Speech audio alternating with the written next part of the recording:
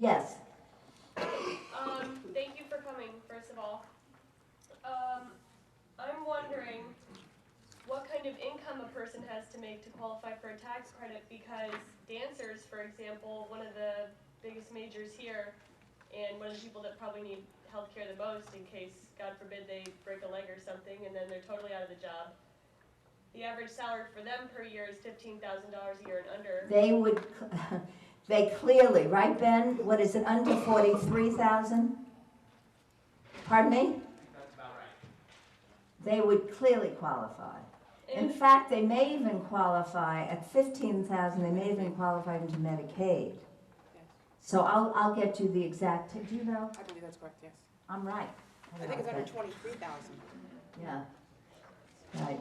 well, do you mind if I ask a follow-up question? No, go right ahead. I have good people who can give me backup in case but they said I was right, so I felt good about that. Okay.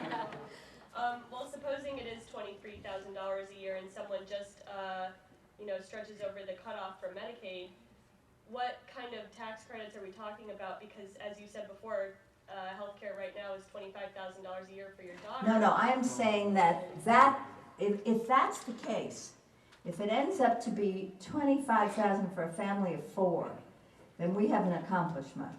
He's a small business, she's an individual, and they live way out on the island, and they couldn't get access. It was just unfortunate. These were smart people who really looked around. So for dancers, I don't have do you have the sliding scale with you, Ben? I'll get back to you on that one, but if they are below, if they are making a salary too much for Medicaid, and below the cutoff, I am sure the credits would be available to them, but I'll get you the exact number. Okay. And if you give us, do we put any Nita wants to knows around there? No. Okay. Because what I'm worried about is that someone's going to end up with this very low income and have the donut hole effect. Do you know what I mean? I know it. Do you know the donut hole has really been with? Do we have any of our sign-in email cards? Maybe someone can bring them from the office, so we can keep you up to date on all the issues that you're asking questions. Tell me I'll tell you what the donut hole.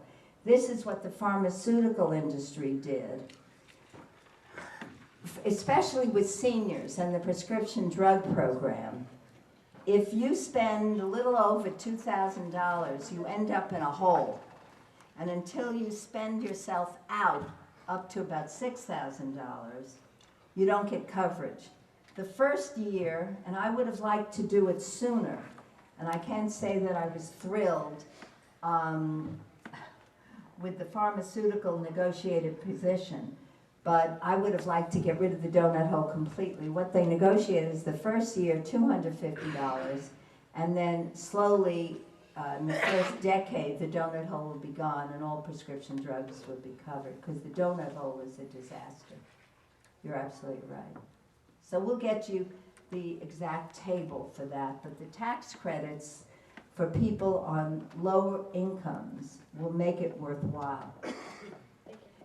Then maybe you can find out the exact number of the tax credit while you can just call up. Thank you. Yes?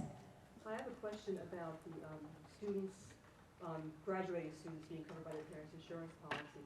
In New York State, we already have a law that was recently passed that said up to age 29, a parent's insurance policy could cover their young adults' children. That would put my graduating daughter, she's leaving purchase in 2 weeks, at about $600 a month to pay for the insurance premiums, because she becomes technically as if she was a new employee It's at in the my COBRA job rate. at a single. Right, it's at the COBRA rate. Yes. Yeah. I was wondering if the federal plan works the same way, or can I keep her on my family plan? And I need to know this actually in 2 weeks, so I can budget for this. But I can't Can you find the answer answer that? anywhere. I believe that the federal plan is also at the COBRA rate. Okay, COBRA is a Continuation of Benefits Act, where if you leave a job, if you're fired from a job or you leave a job voluntarily, that you're within 60 days you can elect to continue your benefits with your former employer. And it's at a rate that's slightly higher than the single rate or the family rate, only very slightly higher, than the company pays. And I'm in the exact same situation. My son graduated from college in June, and here's the catch with that. My family rate didn't drop when he went off of the plan. So I still pay the full family rate, and when I got the first COBRA bill, I almost fell off my chair because it was $523 a month. So I had this new $6,000 a year expense while he was a new grad who was unemployed. Yes. But doing what I do, of course, I paid it. So, is this going to stay like this? I mean, does she have some alternative? No, right now, and Ben is calling up because I couldn't get a clear answer to that before. The idea is that according to the law, you are going on your parents' plan if they choose to have you on that plan in September. Most insurance companies are agreeing to have it be a continuous transition. And in New York, you already have that rate. So I'm trying to get an answer as to what it would cost. That's really what it really means. If it really means that she's still under our family plan, then that's actually a great benefit, and thank you very much. But if it's that, well, she gets to pay almost $600 a month now. It doesn't mean anything. Is she currently under your family plan? Yes, for the next 2 weeks. She No, has no. access to insurance that she might not No, otherwise she still have. comes, Yeah. she still attends, she's graduating in 2 weeks. And then, you know, let's pretend that the law starts today, and they're gonna have Pat, to that's the cover same question that was asked at the meeting. Do you have an answer to that I one? think the panelist is absolutely correct, that you have the advantage of not being disqualified from a plan, but even if you go back on your parents' plan or stay on it, you have to pay the COBRA rate, which can be anywhere from $400 to $800 a month for that family member. Okay. So as the woman here pointed out, it's, yes, your It's child kind of continues a mixed coverage, but blessing. you're paying a big amount.